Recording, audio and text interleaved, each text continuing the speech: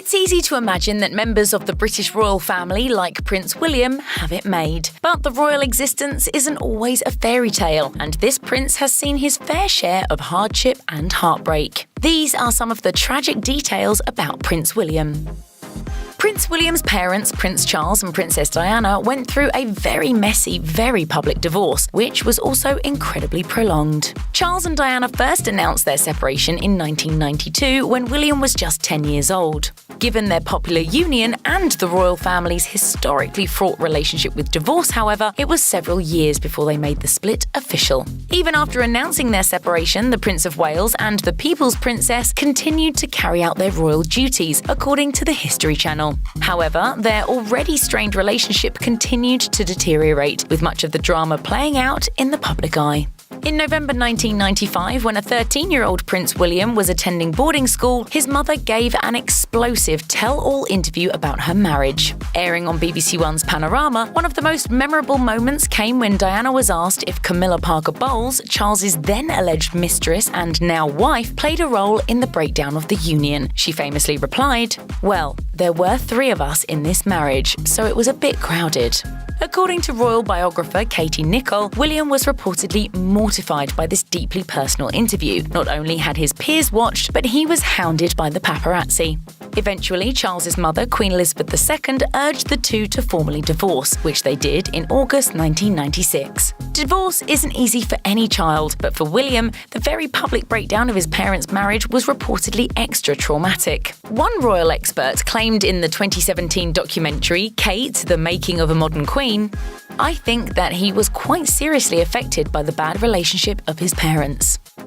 On August 31, 1997, Prince William suffered the greatest tragedy of his young life when his beloved mother died tragically and unexpectedly in a car crash in Paris. Members of the paparazzi had chased her into a tunnel, where the driver lost control of their car and crashed. William, who was only 15 at the time of his mother's death, memorably marched along with his brother, Prince Harry, behind his mother's coffin during her funeral procession on September 6th. The moment was understandably difficult for the teenage royal. In the 2017 documentary, Diana, 7 Days, William revealed, "It was one of the hardest things I've ever done, that walk. It felt like she was almost walking along beside us to get us through it." 20 years after his mother's death, Prince William began opening up about the impact of experiencing this loss for the first time, particularly in relation to the royal initiative to break down the stigma surrounding mental health. In the 2019 BBC One special, A Royal Team Talk, Tackling Mental Health, William explained, "I think when you are bereaved at a very young age, any time really, but particularly at a young age, you feel pain like no other pain. And you know that in your life it's going to be very difficult to come across something that's going to be an even worse pain than that. But it also brings you so close to all those other people out there who have been bereaved." It's okay to speak about mental health. Everyone's got to have mental fitness. Everyone needs mental health. We all have it. We've got to normalise the whole conversation. The following year, the Duke of Cambridge admitted that starting a family of his own brought his grief about Princess Diana's passing back to the surface. In the Football, Prince William and Our Mental Health documentary, he revealed, "Having children is the biggest life-changing moment. When you've been through something traumatic in life, that is, your dad not being around, my mother dying when I was younger, your emotions come back in leaps and bounds because it's a very different phase of life, and there's no one there to kind of help you." With the constant media frenzy surrounding the royal family, dating wasn't easy for Prince William, who began fearing for now-wife Kate Middleton's safety when they were dating, according to the Daily Mail. After Middleton was reportedly left in tears after being hounded by paparazzi on her 25th birthday, a royal spokesperson released a rare statement on the subject in 2007, saying, "Prince William is very unhappy at the paparazzi harassment of his girlfriend. He wants more than anything for it to stop. Miss Middleton should, like any other private individual, be able to go about her everyday business without this kind of intrusion. The situation is proving unbearable for all those concerned." Considering what Princess Diana famously went through with invasive photographers, it's understandable that William would take issue with this treatment. On Diana, 7 Days, William said of his mother, "I believe she cried more to do with the press intrusion than anything else in her life. The impact it was having on her that we would then see and feel was very difficult to understand. She was subjected to treatment that frankly nowadays people would find utterly appalling." Unfortunately, the paparazzi continued to invade the Duke and Duchess of Cambridge's privacy. In 2012, the couple vacationed in France, where Kate was photographed while sunbathing topless on the private 640-acre estate by a paparazzo using a long-range lens camera, according to The Guardian. The French magazine Closer published the photos without her consent, leading Prince William and his wife to file a criminal complaint about the invasion of privacy. A Parisian judge subsequently granted the royals' request for an injunction and ordered the magazine to either turn the original photos over within 24 hours of the ruling or be hit with a fine of €10,000 per day, according to BBC News. The court explained, "These snapshots, which showed the intimacy of a couple partially naked on the terrace of a private home, surrounded by a park several hundred meters from a public road, and being able to legitimately assume that they are protected from passers-by, are by nature particularly intrusive." 5 years later, a French court ordered the maximum possible fines from 2 officials from the publishing company. According to Reuters, a royal spokeswoman said after the ruling, "This incident was a serious breach of privacy, and their Royal Highnesses felt it essential to pursue all legal remedies. They wished to make the point strongly that this kind of unjustified intrusion should not happen." For Prince William, fatherhood has brought on new anxieties and worries having to do with, you guessed it, the paparazzi.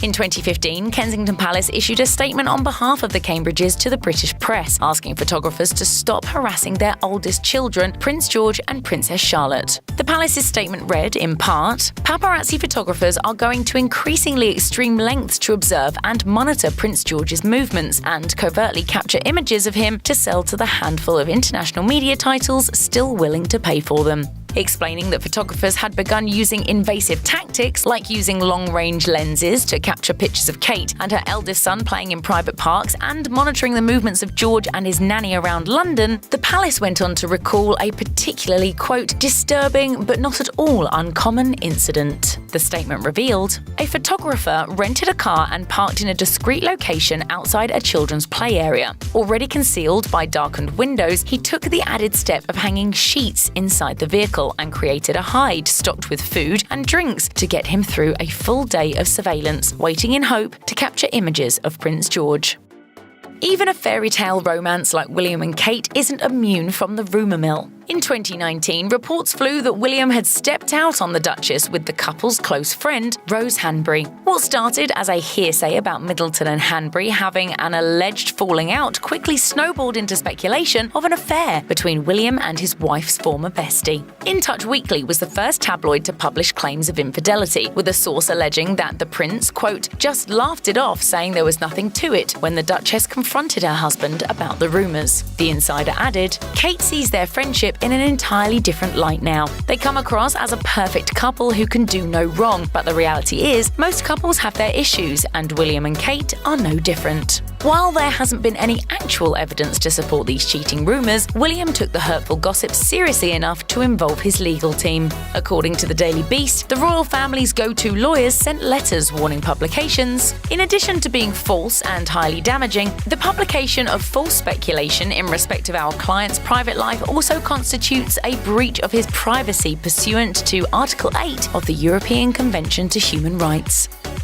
While appearing at a launch event for the United Kingdom's Mental Health at Work portal in 2018, Prince William spoke candidly about the long-term impact his military service had on his mental health. According to People, he said, "I took a lot home without realising it. You see so many sad things every day that you think life is like that. You're always dealing with despair and sadness and injury. The attrition builds up, and you never really have the opportunity to offload anything if you're not careful. You're human, and a lot of people forget the battles. You have to shut it off to do the job. But ultimately, something pierces the armour." The following year, the Prince used his mental health initiative platform to take aim at the British Armed Forces during a royal visit to Blackpool, revealing that he never really understood why it had only just started to offer mental health training to match the physical training soldiers endure, according to The Telegraph. William said, "They talk about being the best the whole time. You're physically trained to do all this stuff you do, but never once in the process was the mental aspect of what you were going to see at wartime actually processed through. How do we actually train people physically and mentally to be the best soldier?" There is no amount of talking, no amount of explaining, no amount of counselling you can have that can get a whole generation past the atrocities and the grief. As the 2010s came to a close, Prince William and Prince Harry began facing rumours of a feud, which royal experts traced to the Ginger Prince's decision to propose to his now wife, Meghan Markle. A royal correspondent claimed during TLC's 2019 special, Kate v Meghan, Princesses at War, William was quite concerned that the relationship had moved so quickly, and being close to Harry, probably the only person close enough to say to Harry, "This seems to be moving quickly, are you sure?" I think what was meant as well-intended brotherly advice just riled Harry. Harry seemed to confirm the brotherly tension during ITV's Harry and Meghan, an African Journey documentary, revealing that he and William were, quote, "certainly on different paths at the moment." Harry admitted, "We don't see each other as much as we used to, but I love him dearly." As brothers, you have good days, you have bad days. By January 2020, Harry and Meghan decided to step back from royal duties, which further heightened rumours surrounding the royal brothers' alleged feud. This led them to release a rare joint statement through their spokesperson addressing the ongoing speculation, which read in part, "For brothers who care so deeply about the issues surrounding mental health, the use of inflammatory language in this way is offensive and potentially harmful." Prince William has become increasingly open about his own mental health. During an interview in BBC One's Football, Prince William and Our Mental Health documentary, which premiered in May 2020, the Duke of Cambridge got candid about a number of personal issues. These included his coping strategies for dealing with anxiety during public speaking engagements. William explained, "Certain days, especially certain speeches as well when I was growing up, you definitely get a bit of anxiety. My eyesight started to tail off a little bit as I got older, and I didn't used to wear contacts when I was working, so actually when I gave speeches I couldn't see anyone's face. And it helps because it's just a blur of faces and because you can't see anyone looking at you, and actually that really helps with my anxiety." Check out one of our newest videos right here. Plus, even more Nicki Swift videos about your favourite celebs are coming soon. Subscribe to our YouTube channel and hit the bell so you don't miss a single one.